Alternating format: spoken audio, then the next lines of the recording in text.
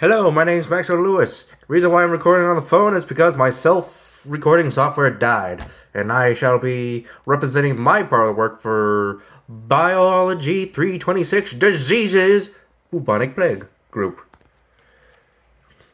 Love what they did to the sides. Now, the introduction of the bubonic. Now, to identify the bubonic plague, you also need to see its characteristics. Swollen, inflamed lymph nodes at the armpit and the groin. And heavy cough, wheezing, and a slight form of death. Yes. Now, the lymph nodes in the armpit and the groin part can also appear on the leg part, like the fat part of your leg.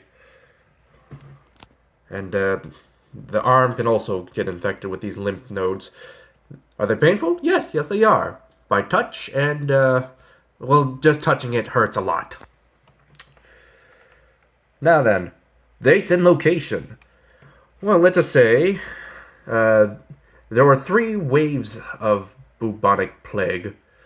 And how long it lasted? It lasted from the 1347s to, well, the ending year is to be determined because we've been getting reports that it's made a comeback. But the recordings is that it was 600 years. 3 waves of plague.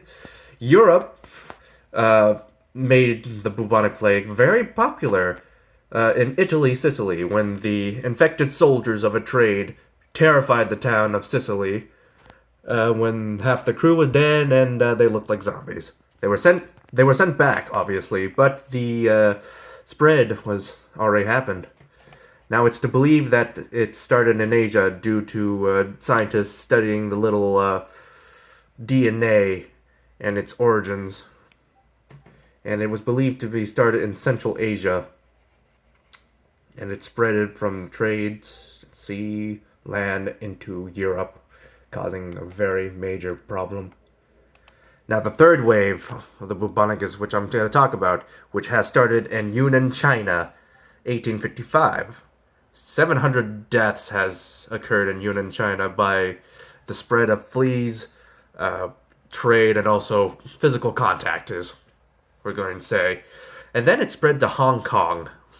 How it spread in the 3rd wave? Well, the same like the other 2 waves. Ocean-going trade, transporting infected person, rats, and fleas. There are 2 victims of this, and it's the fleas and the humans that has to deal with this. But why this 3rd wave was very interesting is that this spread from China to Europe and even America at the time, which, by the way, we were still a young country by then, was affected by it. It was before World War I, too, I think. No, that was during the 1940s. Never mind. 1855, major crap happened in the 3rd wave. America was hit. California to Texas. Well, southern side of California all the way to Texas. And slight Central America. Now we get to the fun part. The Plague Doctor. Founded in 1619 during the Black Death in Paris. King Louis IX's royal physician Charles Delorme has revolutionized this type of look of doctor during the time and popularized it to this day, actually. The Alphane's main purpose is to scare away the evil spirits that infects the people, because at the time they were religious Christians, and they believed that everything was God punishing them. And the mask is quite interesting. It acts like a surgical mask and a respirator, because they actually shove flowers, spices, anything that smelled nice to block out the bad air. And they were not far off from that. The bad air was basically infected people's, how do I say this? Liquid lipids spreading in the air.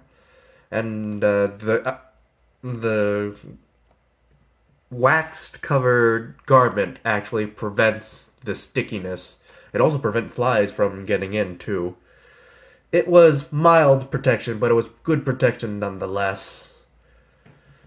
And what else? What else did they do? Oh yeah, the cane they have. The cane was to to analyze the person's face or body to check if they have any swollen limbs, but at the same time is to protect themselves from other people in case, because this was a free, these doctors were kind of free.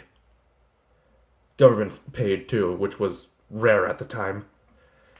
But the scenario is that if there's a bunch of infected individuals running at you, you gotta defend yourself. And what else?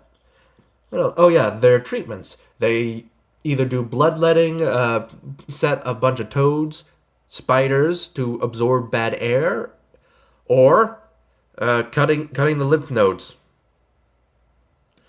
which was painful at the time.